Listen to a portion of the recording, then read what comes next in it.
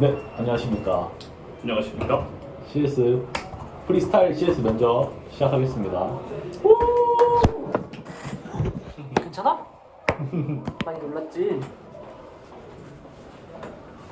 자, 이민규 네. 이민규 씨 네. 운영 체제 아시죠? 아, 네. 운영 체제 주요 기능에 대해서 한번 설명해 주시겠어요? 운영체제 주요 기능 말씀이신가요? 운영체제의 주요 기능으로는 컴퓨터를 보면 약간 오해 요지가 있을 수 있으니까 그 컴퓨터에는 모르는 거 기록만 하시고 노션 페이지 벽을 보고 들어가서 얘기 한번 해주세요. 아니 믿음으로 가면 안 됩니까? 믿음으로 가자. 또 보시는 분들은 얘네들 그냥 대본서 때리네. 아무튼 운영체제 믿음으로 가. 기능 말씀하셨는데 네, 주요 기능 주요 기능이라 하면 이제 커널이라고 할 수 있겠죠. 주요 기능이 커널이라는 말씀이시나요? 운영체제의 핵심 요소가 이제 커널이고 요소. 커널이라 하면 이제 그럼 핵심 요소라 하면 이제 주요 기능을 담당한다고 볼 수 있다고 생각을 했기 때문에 그렇게 말을 드렸는데 뭐 아니면은 뭐 틀렸다고 하시고 저는 그렇게 일단 생각합니다. 그럼 기본적으로 핵심 기능 말고 운영 체제는 왜 필요하죠? 운영체제는 이제 사용자가 필요하냐? 뭐 사용자가 제약을 없이 이제 컴퓨터를 다루면은 이제 너 위험한 경우가 있기 때문에 그것을 방지해주는 운영체제 위에서 사용자가 작동을 시킴으로써 이제 거기는 건들면 안 되는 영역들을 건들지 못하게 해주고 그리고 또 방금 말씀하신 부분은 운영 체제에 커널 모드, 사용자 모드와 커널 모드를 나눈 이유에 좀 더 가까운 것 같고요. 네. 운영 체제가 필요한 이유에 대해서 질문을 드렸습니다. 운영 체제를 사용하는 이유, 필요한 이유, 운영 체제의 목적. 근데 이것도 말이 되지 않나요? 사용자가 이 말이 컴퓨터를 사용할 때 이렇게 핵심적인 부분을 건드리면 안 되니까 접근을 못하게 말은 그것도 되는데 필요한다. 다시 말하자면 그러면은 다시 말하자면 편의성 제공 보니까 그냥 운영체제가 없는 컴퓨터를 사용자에게 이제 제공을 했을 경우에 사용자가 처음부터 끝까지 다 이제 세팅을 해야 하고 그런 환경 세팅을 해야 된다는 번거로움이 있기 때문에 운영체제를 제공함으로써 거기에 묶여 있는 패키지들을 제공함으로써 사용자에게 이제 편의성을 제공한다고 볼 수 있겠고요. 맞습니다. 맞는데 단순히 너무 이민규 씨의 대답만 들으면은 뭔가 운영 체제가 없어도 할 수는 있는데 좀 불편하다 정도 이런 느낌을 받아들여지거든요. 그런 그렇지 않나요? 느낌보다는 운영 체제가 없으면은 컴퓨터를 거의 털끝 하나 못 건드릴 정도로 아마 사용하기가 굉장히 불편할 겁니다. 기본적으로 파일 시스템, 메모리 관리 이런 거 하나 사실 할 수 없잖아요. 사용자 직접 할 일이.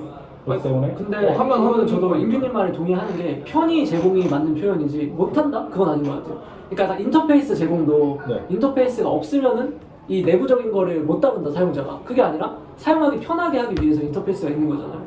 그럼 어떻게 돌아가는지 완전. 모르면은 사용을 못 한다지 아예 누구든지 다 건들 수 없다 이게 아니기 때문에 맞는데 그 대답을 들었을 때는 뭔가 일반 사용자도 불편하지만 할 수는 있다. 운영 체제가 없어도 이런 느낌으로 저는 들었는데 저희도 일반 사용자라고 생각을 하기 때문에 제 생각에는 진짜 고도의 프로그램 개발자가 아닌 이상은 일반인은 거의 손도 못 댈 것이다 라고 저는 생각이 되거든요.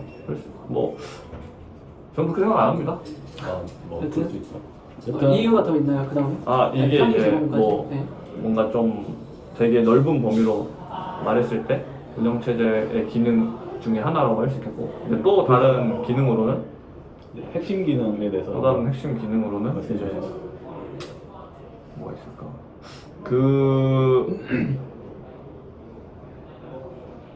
하드웨어와의 소통이라고 네. 할 수 있을 것 같습니다. 하드웨어의 소통이 편의 제공이랑 다른 맥락인가요? 운영체제가 없으면 제가 못하는 건 아니잖아요. 앞에서 말한 네. 그러니까 편의 제공과 다르다는 게 그러니까 편의 제공이랑 지금 똑같다고 생각하셔서 하시는 거예요. 그 영역에 있는 게 아닌지. 어떻게 보면 전부 다 편의 뭐야? 편의, 그러니까 아까 전에 말씀하신 그 주요 기능 중에 하나가 편의 제공이었는데 그쵸. 하드웨어와의 소통은 이제 그 맥락이랑 같이 이어지지 않나? 근데 앞에 모든 당연히 뭐 묶어서 말한다면 뭐든지 다 편의를 위해서라고 할 수 있겠죠. 앞에서 말한 편의 제공은 이제 뭐 필요한 거를 원래는 내가 가져다가 썼어야 되는데 이제 네. 그런 것들을 제공을 해준다는 의미의 편의였고 이번에 말한 하드웨어와의 소통에서의 편의라고 한다면 네. 뭐 없는 거를 뭐 가져오는 그런 느낌이 아니라 아니지 이제 인터페이스로서의 역할을 해준다. 뭐 하드웨어와의 소통할 때.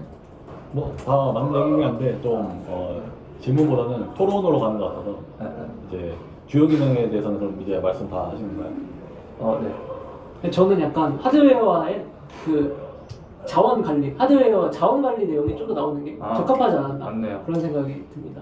일단 운영체제의 주요 기능이라고 하면은 제일 먼저 나와줘야 되는 게 프로세스 관리랑 메모리 관리입니다. 기본적으로 이 운영체제가 여러 프로세스들 이제 뭐 스케줄링도 하고 실제 실행도 시키면서 이런 관리를 하잖아요. 그다음에 메모리도 어떤 프로세스에 할당하고 이런 관리를 할 것이고, 그다음에 뭐 파일 시스템 관리, 그다음에 네트워크 프로토콜 이런, 그다음에 아까 방금 승환님이 말씀해 주셨던 자원 관리, 하드웨어 자원 관리, 뭐 CPU도 자원이 되겠고요, 메모리도 자원이 되겠고, 이런 것들이 이제 운영체제의 주요 기능이라고 볼 수 있겠습니다. 근데 제 생각은 약간 다른 게 이 CPU하고 메모리 관리가 네. CPU가 그 프로세스의 큰 범위가 아닌가. 그래서 범주로 놓고 봤을 때는 그 하드웨어라고 통칭하는 게 이제 CPU부터 나와야 되는 게 아닌지. 그러니까 자원 관리를 하면은 프로세스라는 그 추상적인 개념보다 이렇게 더 직접적인 CPU 그리고 메모리 그런 하드웨어 장치에 대해서 얘기해야 되는 게 아닌지 그런 생각이 있습니다. 다 하드웨어 장치이긴 한데 저희는 그런 걸 얘기하는 게 아니고 이제 운영체제가 네. 어떤 기능을 하는 것이냐를 얘기하는 거기 때문에 프로세스 관리가 더 저는 우선적으로 나와야 된다고 생각을 하거든요. 사실 맥락의 차이인 것 같아서. 왜냐면은 네.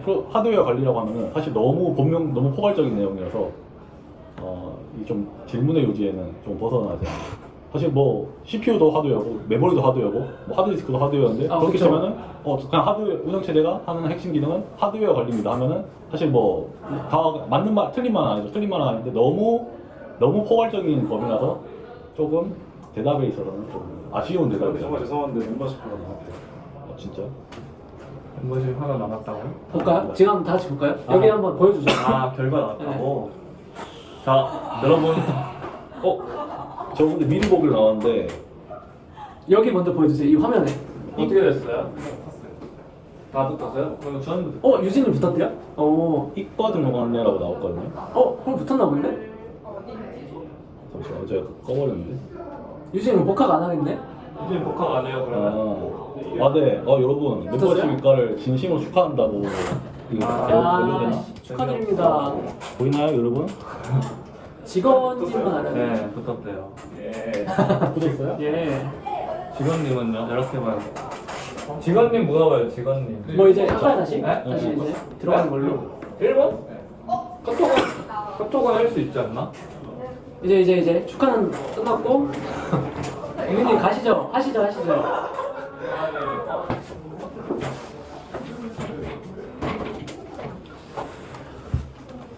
이제 저희가 통신을 한다고 하면은 이제 카카오톡으로 통신을 한다 하면은 네. 이렇게 카카오톡이랑 그 프로세스랑 네. 이제 다른 호스트 혹은 이제 내 컴퓨터에 있는 다른 카카오톡이랑 이렇게 통신을 하는 이렇게 약간 프로세스 간 통신. 통신이 보통 그렇죠. 프로세스 간 통신이죠. 그러니까 다른 호스트 간에. 다른 호스트도 있고. 네. 호스트 안에서의 통신으로 네. 포괄적인 개념으로 경우 주체는 이제 프로세스잖아요. 네네네. 그리고 이제 프로세스 간 통신의 종류 두 가지랑 네. 그 두 가지에 대해서 얘기를 해주시면 좋을 것 같습니다. 지금 제가 질문하면 안 돼요? 어떤 걸 질문하십시오? 방금 질문. 그러니까 수사님한테 질문의 질문. 네. 그러니까 내거 카카오톡이랑 수사님 카카오톡이랑 통신하는 것도 프로세스 통신이라고 하는 거예요? 그쵸. 제 애플리케이션하고 그래요? 인규님의 애플리케이션의 그 통신 일어나는 것 맞긴 때문에. 한데 저희가 생각한 프로세스 간의 통신은 이제 내 거에서 네, 그것도 이게 포함이에요? 범주에 포함이 되는 느낌입니다. 알겠습니다. 네, 저는 대답해 주시면 됩니다. 프로세스 이제 일단 다른 호스트 간의 프로세스 통신을 말씀드리면은 일단 종류에 대해서 말씀해 주시겠어요? 혹시 프로세스 통신의 종류가 두 가지가 대표적으로 네. 이제 있는데 그 종류가 각각 무엇이 있는지. 제가 알기로는 네. IPC IPC 맞는 것 같은데요? IPC가 잘 모르시나요? 알고 있죠. IPC 인터 프로세스 커뮤니케이션인가요? 맞습니다. 그게 있고요. 그다음에 파일을 통해서 하는 방식 아, 맞나요? 사실 잘 기억이 가는 근데 거 IPC가 네. 프로세스 간 통신을 통칭하는 말인 것 같고 네. 그렇게 그 파일을 통해서 한다는 게 이제 결국 약간 어느 정도 맞히신 것 같은데 이제 하나는 메시지 전달 네. 이거 하나는 파일을 통해서 한다 했는데 그게 아니라 이 메모리 공유 모델이라고 합니다. 네. 네, 그래서 이게 두 종류가 있고 각각이 무엇인지. 메모리 좋습니다. 메모리 공유 방식이 있고 그다음에 네. 메시지 전달 방식이 있다잖아요. 저 사실 잘 기억 안 나는데 제가 기억만으로 한번. 좀 유추하기로는 네. 메모리 공유 방식은 대표적으로 파이프를 통한 통신 방식이 있을 것 같고요. 메모리 공유? 네. 네. 아닌가요? 아닙니다. 왜요? 메시지 전달 방식은 소켓 통신이 있을 것 같은데 아닌가요? 그 파이프도 메시지 전달에 포함이 된다고 말씀드리고 싶습니다. 그런가요? 네, 공유 메모리입니다. 공유. 네, 메모리 공유 방식이 네. 공유 메모리를 사용하는. 사실 뭐 구체적인 예시는 잘 모르겠고 메모리 공유 방식은 말 그대로 같은 두 프로세스가 같은 메모리 영역을 공유하는 것이죠. 요거는 아무래도 다른 호스트 간의 통신에서는 발생이 안 될 것 같고 네, 로컬에서 로컬에 있는 두 프로세스가 같은 메모리 영역을 공유해서 한 명이 여기다 쓰면은 한 명이 거기서 읽어가고 또 얘는 여기다 쓰고 여기서 읽어가고 이런 식으로 그러면 서로 내가 나의 메시지를 이제 주고받을 수가 있겠죠. 이런 식으로 좀 이루어지는 게 공유 메모리 방식 정도로 기억을 하고요. 메시지 전달 방식은 이제 대표적으로 이제 외부로 나가는 소켓 통신도 제가 알기로 메모리 전달 방식으로 알고 있는데 맞나요? 네, 맞습니다. 그래서 소켓 통신 같은 경우에는 소켓도 사실은 파일이죠. 파일이기 때문에 여기다가 쓰게 됩니다. 쓰게 되면은 이게 이 소켓에서 내부적으로 처리가 돼서 네트워크를 통해서 나와 연결되어 있는 종단에 있는 다른 호스트한테 이 메시지가 네트워크를 통해서 전달이 되면은 걔네가 그걸 받아가지고 또 소켓에서 읽어와서 그 데이터를 받고 주고받는 형태로 이루어지는 것으로 네. 대충 알고 있습니다. 그럼 혹시 네, 말씀하신 게 대답 두 가지예요. 네, 메시지 전달을 이제 소켓으로 예시를 드셨고 이제 공유 메모리는 그렇게 두 프로세스가 한 메모리를 공유한다. 그렇게 이제 설명을 하셨는데 설명 잘 하신 것 같고 이제 그 둘의 장단점이 혹시 뭐일 것 같은지. 일단은 공유 메모리의 장점으로는 일단 속도가 빠른 게 장점일 것 같아요. 왜냐면은 네. 일단 서로 이제 메모리에 바로 접근을 하는 거기 때문에 네. 거기서 바로 읽고 쓰고 할 수 있기 때문에 좀 장점이 있을 것 같고요. 단점으로는 아무래도 같은 메모리 영역을 공유하기 때문에 네. 문제가 동시에 이제 쓰기 작업을 하려면은 문제가 발생할 수 있겠죠. 같은 메모리 영역 공유를 하기 때문에 얘도 쓰려고 하고 얘도 쓰려고 하면은 데이터의 일관성 문제가 좀 깨질 수 있는 게 또 단점일 것 같고 메시지 전달 방식은 장점으로 하면은 아무래도 이 공유 메모리 방식과 좀 반대가 되는 내용이 좀 나올 것 같아요. 그래서 메시지 전달에는 서로 이제 같은 영역을 공유하는 게 아니기 때문에 데이터의 일관성 문제는 좀 해결이 될 것 같고요. 단점으로는 속도가 좀 느리지 않을까 동의합니다. 이렇게 생각이 됩니다. 그리고 또 메시지 전달만이 할 수 있는 게 다른 호스트로 보낼 수 있지 않나. 네, 거기까지 하면 아주 좋은 것 같습니다. 끝인가요, 질문? 네, 일단 저 끝났습니다. 아이고. 아이고. 괜찮아? 아이 놀랬지. 괜찮아요? 뭐야 나 씨발 수연? 수영은 왜 이렇게 잘 보여? 잘 보이는 거 내가 엄청 난 거야? 아니 뭐 아저씨가 됐어 갑자기? 나 10년을 늙은 거 같아. 아니 말도 안 되는 거는. 좋다. 4에서 리민규의 브이로그 그렇게 어그로 끌어야겠다. 해도 돼요, 형님? 되죠? 프로페. 안승환 씨, 예. 먼저 시작하겠습니다. 알겠습니다. 운영체제 컨텍스트 스위칭, 뭐 한국말로 하면 문맥 교환이 있죠. 그렇습니다. 이거 컨텍스트 스위칭이 무엇이고 네. 또 언제 일어나며 정확하게 어떤 방식으로 동작하는지에 대해서 한번 설명을 해주시죠. 먼저 컨텍스트 무엇인지. 스위칭이 무엇인지 먼저 대답해 주시죠. 저희가 이제 컴퓨터가 있는데 이제 그 속에 여러 프로세스를 실행시키잖아요. 네. 만약에 여러 프로세스를 실행시키지 않고 하나의 프로세스만 이제 CPU가 점유해가지고 쭉 실행하는 구조라면은 이제 문맥 교환이 필요가 없겠죠. 근데 이제 저희가 이제 다중 프로세스, 멀티 프로세싱이라고 하나요? 이제 그거를 하기 위해서 이제 문맥 교환이 만들어진 건데, 그건 이제 한정된 CPU 자원을 여러 프로세스가 이렇게 번갈아 가면서 CPU 자원을 점유해가지고 그 사이에 A라는 프로세스가 CPU 자원을 차지하고 있다가 이제 B라는 프로세스로 옮길 때 CPU 자원을, 그때 이제 생기는 게 이제 컨텍스트 스위칭입니다. 그래서 그때 왜 이제 컨텍스트 스위칭이 일어나고 이제 거기에 그 사이에 뭐가 저장이 되냐면은 A의 작업을 하고 있는 CPU가 다시 A의 작업을 하려고 했을 때 어디까지 제가 읽었는지 모르잖아요, CPU 입장에서. 그래서 이제 PCB라는 이 프로세스 어쩌고 블록을 놔가지고, 프로세스 컨트롤 네, 컨트롤 블록을 놔가지고 거기에 어디까지 읽었는지, 그게 아마 PC? 무슨 프로세스 카운터? 프로그램 카운터? 네. 네, 제가 알고 프로그램 카운터. 아무튼 PC를 더 가지고 어디까지 읽었는지, 그리고 그 외에 많은 정보를 담고 있는 걸로 알고 있는데 그게 정확하게 기억은 나지 않습니다. 제가 알기로는 일단 프로세스 ID가 있고요. 왜냐면 이 PCB가 어떤 프로세스에 해당하는지 식별하기 위해서 프로세스 ID, 네. PID라고 하죠. 프로세스 ID가 있고요. 그다음에 아까 말씀하신 것처럼 프로그램 카운터, 네. 어떤 명령까지 실행했는지 정보가 있고, 그다음에 그때의 CPU 레지스터 상태도 연관된 레지스터 값도 가지고 있습니다. 다시 불러왔을 때 바로 레지스터의 값을 보관하기 위해서. 그러고 뭐 나머지 여러 가지 정보들이 들어있는데 엄청 많더라고요. 저도 알아봤는데 10개, 11가지 정도 정보가 있었는데 핵심적인 거는 좀 그 정도만 알고 계셔도 괜찮을 것 같습니다. 그럼 PCB는 혹시 어디에 좀 저장하면 되죠? 커널에 어딘가 저장돼 있을 것 같은데 기억이 나지 않습니다. 커널에 직접 저장된다는 말씀이신가요? 좀 유사했어요. 유사했다? 네. 저희 커널에 잘 모르겠습니다. 레지스터에 있나? 아닌가? 레지스터는 아니고 PCB겠지.